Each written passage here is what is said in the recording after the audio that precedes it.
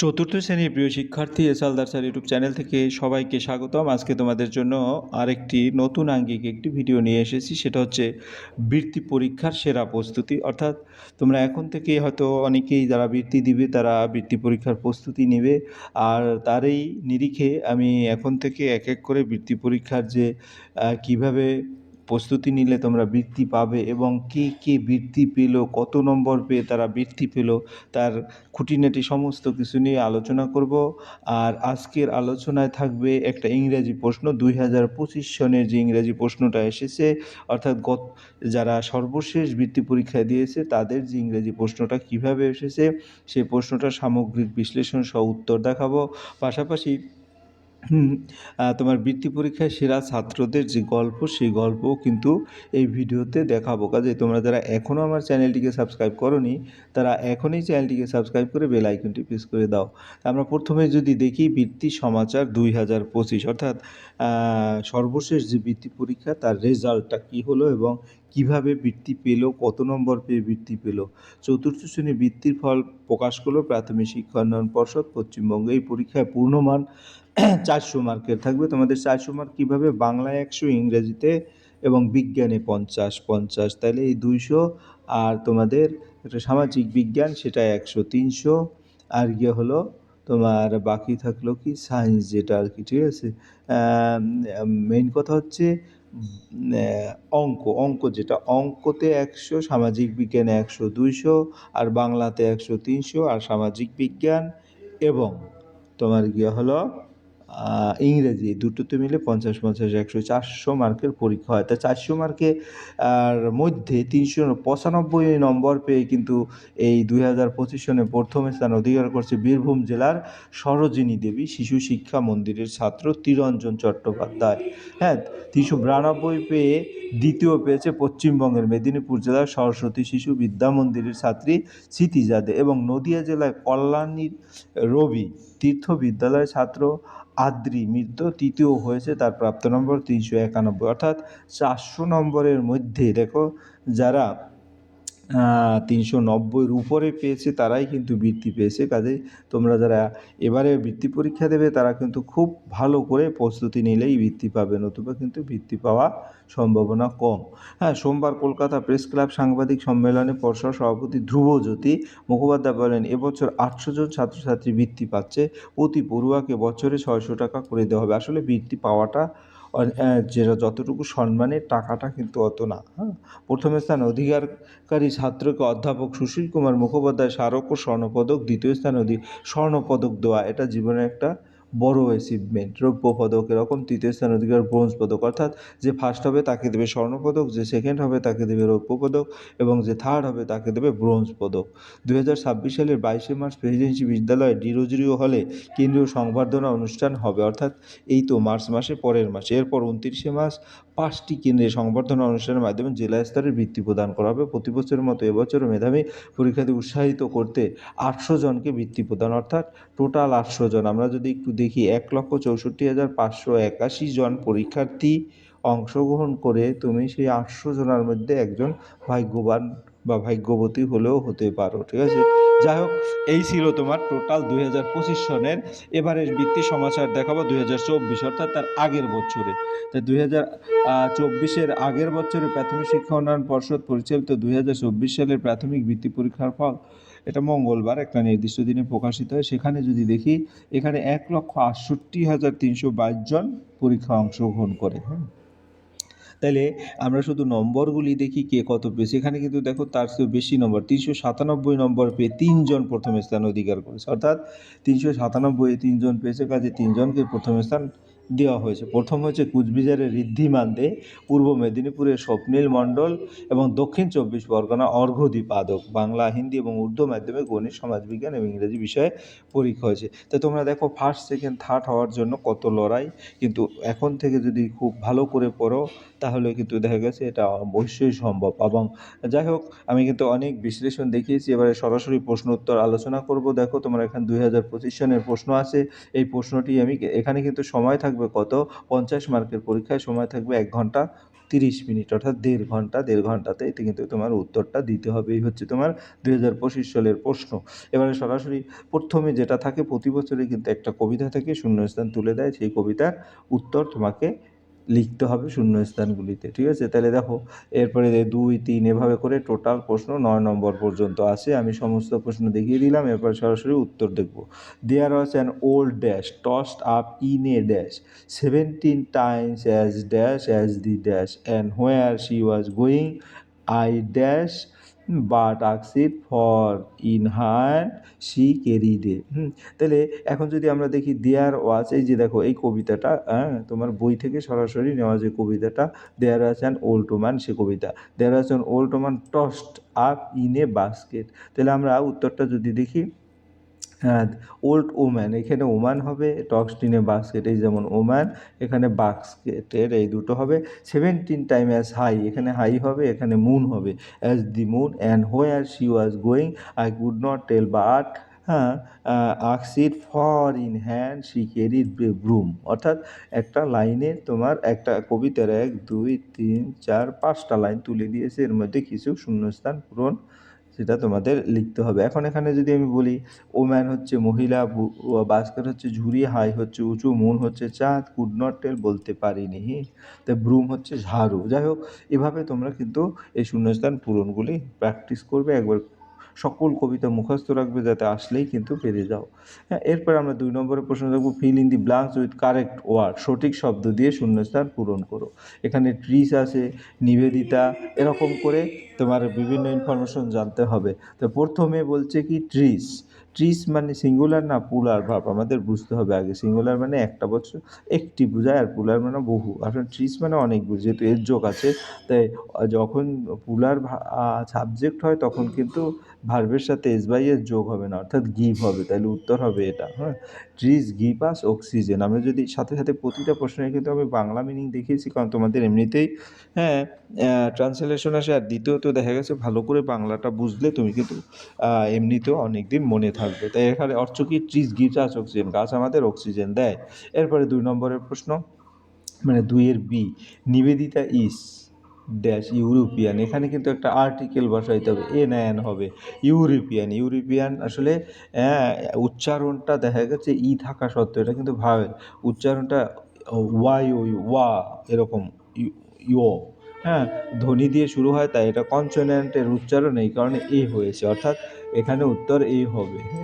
এরপরের প্রশ্ন, নিবেদিতা একজন ইউরোপীয়। এরপরের প্রশ্ন, দি ক্লক ড্যাশ 3 হ্যান্ডস, হ্যাভ নাকি হ্যাজ, এখানে দি ক্লক মানে একটি ঘড়ি, একটি ঘড়ি মানে সিঙ্গুলার, এই কারণে সে হ্যাভ হ্যাজ হয়েছে। এরপর দিস ইজ এ ডগ, হ্যাঁ, এটা ইট হবে না দ্যাট হবে, এটা কিন্তু ডগ একটা প্রাণী, প্রাণীর পরিবর্তে ইট ব্যবহার হয়। আমরা এক এক করে যদি দেখি, দি ক্লক, ক্লকের পরে কিন্তু হ্যাজ হয়েছে, কারণ ক্লক সিঙ্গুলার সাবজেক্ট। এরপরের প্রশ্ন, এরপর গৌরীর 3টি কাটা আছে। এরপরের প্রশ্নটা হচ্ছে কি, this is a dog dash barks loudly, it না দ্যাট। এই যে ডগের পরিবর্তে আসলে কোনো প্রাণীর পরিবর্তে ইট ব্যবহার হয়, এই কারণে ইট হবে উত্তর। তাহলে this is a dog it barks loudly, অর্থাৎ এটি একটি কুকুর, এটি জোরে ঘেউ ঘেউ করে। এরপরে আমরা 3 নম্বরের প্রশ্ন দেখব। 3 নম্বরের প্রশ্ন হচ্ছে match the state with their Capitals, অর্থাৎ রাজ্যগুলির সঙ্গে রাজধানী মিল করতে বলছে, যেমন স্টেট এবং ক্যাপিটাল দুটো আছে, ওয়েস্ট বেঙ্গল, বিহার, উড়িষ্যা, আসাম, আর এখানে আছে পাটনা, গুজরাট, কলকাতা, ভুবনেশ্বর। তাহলে আমরা এক এক করে যদি দেখি, ওয়েস্ট বেঙ্গল, ওয়েস্ট বেঙ্গলের রাজধানী হচ্ছে কলকাতা, আর বিহারের রাজধানী হচ্ছে পাটনা। তাহলে ওয়েস্ট বেঙ্গলের রাজধানী কলকাতা, বিহারের রাজধানী পাটনা, উড়িষ্যার রাজধানী হচ্ছে ভুবনেশ্বর, এবং আসামের রাজধানী হচ্ছে গুয়াহাটি। তাহলে এরকম করে তোমার রাজধানী পাটনা, এরকম করে সম্পূর্ণ উত্তর দিয়ে দেবে, তোমাদের আগে থেকে ভালো করে জানতে হবে। এরপর 4 নম্বরের প্রশ্ন, নিচের বাক্যগুলির বিশেষণগুলি উল্লেখ করো। The bright moon shine in the sky, আমরা যদি এখানে বলি ব্রাইট, কিন্তু কী কারণে ব্রাইট, উত্তরটা যদি দেখি, দি ব্রাইট, এখানে অ্যাডজেক্টিভ হচ্ছে ব্রাইট, কারণ কি, ব্রাইট ডিসক্রাইব দি মুন, অর্থাৎ মুনকে সে বর্ণনা করছে, so it is an adjective. উজ্জ্বল চাঁদ আকাশে জলজল করছে। I have a red pen, এখানে অ্যাডজেক্টিভ কোনটা, আসলে এখানে পেনটাকে রেড দ্বারা বিশ্লেষণ করেছে। এই কারণে এখানে আমার লাল কলম আছে, অর্থাৎ রেডটা হচ্ছে এখানে অ্যাডজেক্টিভ। এরপরের প্রশ্ন today, C number, we enjoy tasty food. হ্যাঁ, তাহলে এখানে ফুডটাকে বিশ্লেষণ করেছে টেস্টি দ্বারা, এই কারণে এটা অ্যাডজেক্টিভ। তাহলে আমরা উত্তর হবে অ্যাডজেক্টিভ টেস্টি, মানে আজ আমরা সুস্বাদু খাবার উপভোগ করেছি। I saw an exciting match yesterday, এখানে ম্যাচকে বিশ্লেষণ করেছে এক্সাইটিং, এই কারণে এক্সাইটিংটা হচ্ছে অ্যাডজেক্টিভ। আমি গতকাল একটি রোমাঞ্চকর খেলা দেখেছি। এরপরের প্রশ্ন হচ্ছে 5 নম্বরের প্রশ্ন, make sentence with following word. Make sentence এটা তোমরা সব ক্লাসেই পেয়েছো, টাউন, টিচার, রিভার এবং পিকক, এ দিয়ে মেক সেন্টেন্স করতে হবে। তা আমরা যদি টাউন দিয়ে করি তাহলে আগে চিন্তা করতে হবে বাংলা, আমি একটি শহরে থাকি, I live in a small town, আমি সাথে সাথে বাংলাটাও দিয়ে দিয়েছি। টিচার, টিচার যেটা তো আমার শিক্ষক আমাকে পড়াশোনায় সাহায্য করেন, my teacher help me in my studies, এভাবে তোমার বাক্য রচনা করতে পারবে। এরপরে প্রশ্ন রিভার, রিভার দিয়ে একটা বাক্য রচনা করলে কী দাঁড়াবে, river flows very fast in the rainy season, বর্ষাকালে নদী খুব দ্রুত বয়ে যায়। Peacock, the peacock is our national bird, ময়ূর আমাদের জাতীয় পাখি। এরপরে আমরা যদি দেখি 6 নম্বরের প্রশ্ন, write 6 sentence about any one of the following, যেমন যে কোনো একটি বিষয়ে 6টি বাক্য লেখো। রবীন্দ্রনাথ ঠাকুর, আওয়ার ভিলেজ আর ডগ। আমরা যদি রবীন্দ্রনাথ ঠাকুর বলি, Rabindranath Thakur was a great poet of India, Rabindranath Thakur ভারতের একজন মহান কবি ছিলেন। হি ওয়াজ বোর্ন ইন 1861, তিনি 1861 সালে জন্মগ্রহণ করেন। He wrote many poem, songs and story, তিনি অনেক কবিতা, গান এবং গল্প লিখেছেন। He won the Nobel prize for literature in 1913, তিনি 1913 সালে সাহিত্যে নোবেল পুরস্কার লাভ করেন। He wrote our national anthem, তিনি আমাদের জাতীয় সঙ্গীত রচনা করেছেন। He loved nature and education, তিনি প্রকৃতি এবং শিক্ষাকে খুব ভালোবাসতেন। হ্যাঁ, তো এই 6টি সেন্টেন্স হয়ে গেল। এরপরে যদি বলি আওয়ার ভিলেজ, আওয়ার ভিলেজ দিয়ে আমরা 6টি সেন্টেন্স লিখবো। Our village is very beautiful, আমাদের গ্রাম খুব সুন্দর। There are many green trees in our village, আমাদের গ্রামে অনেক সবুজ গাছ আছে। A small river flows beside our village, আমাদের গ্রামের পাশে একটি ছোট্ট নদী বয়ে যায়। The villagers are simple and kind, গ্রামের মানুষ সহজ ও দয়ালু। মোস্ট পিপল আর ফার্মার, বেশিরভাগ মানুষ কৃষক। I love my village very much, আমি আমার গ্রামকে খুব ভালোবাসি। হ্যাঁ, তাহলে ভিলেজ দিয়ে তোমার 6টি সেন্টেন্স হয়ে গেল। এরপরে ডগ, ডগ দিয়ে যদি 6টি সেন্টেন্স বলি, a dog is faithful animal, কুকুর একটি বিশ্বস্ত প্রাণী। It is a domestic animal, এটি গৃহপালিত প্রাণী। ইট গার্ডস আওয়ার হাউস, এটি আমাদের বাড়ি পাহারা দেয়। ইট ইটস মিটস অ্যান্ড রাইস, এটি মাংস এবং ভাত খায়। A dog has 4 legs and a tail, কুকুরের 4টি পা, একটি লেজ আছে। It is very useful to us, এটি আমাদের জন্য খুব উপকারী। এরপর আমরা যাবো 7 নম্বরের প্রশ্ন, translate into English any four. হ্যাঁ, যেমন যে কোনো 4টি, আমার ভাই খেলে। হ্যাঁ, তাই আমি যদি বলি আমার ভাই খেলে মানে কি, মাই ব্রাদার ইজ প্লেয়িং, এখানে আমার বলতে মাই, ভাই মানে ব্রাদার, খেলছে মানে ইজ প্লেয়িং, তাই my brother is playing. Firoz আমার বন্ধু। হ্যাঁ, তাহলে তোমরা ফিরোজ, ফিরোজ মানে নেম, ফিরোজ ইজ মাই মানে আমার, বন্ধু, বন্ধু মানে ফ্রেন্ড, তাই ফিরোজ ইজ মাই ফ্রেন্ড, এভাবে তোমরা লিখে দেবে। এরপর পৃথিবী গোল, ইংরেজি যদি বলি, পৃথিবী হচ্ছে দি আর্থ আর গোল হচ্ছে রাউন্ড, তাই দি আর্থ ইজ রাউন্ড সেন্টেন্সে বসাতে গেলে অর্থাৎ পৃথিবী গোলাকার। আমরা শিক্ষককে শ্রদ্ধা করি, উই রেসপেক্ট আওয়ার টিচার। হ্যাঁ, তাহলে এখানে কি হবে, আমরা আমাদের শিক্ষককে সম্মান করি, রেসপেক্ট আওয়ার টিচার। এরপরে আমরা 5 নম্বর দেখব, ডাক্তার রোগীদের চিকিৎসা করেন। তাহলে the doctor treats the patient, the doctor treats the patient, the doctor হচ্ছে ডাক্তার, রোগীদের মানে দি পেশেন্ট, আর চিকিৎসা করেন মানে ট্রিটস। তাহলে ডাক্তার রোগীদের চিকিৎসা করেন। এরপরের প্রশ্ন 8 নম্বর, 8 নম্বরে কি বলছে, past tense of think is.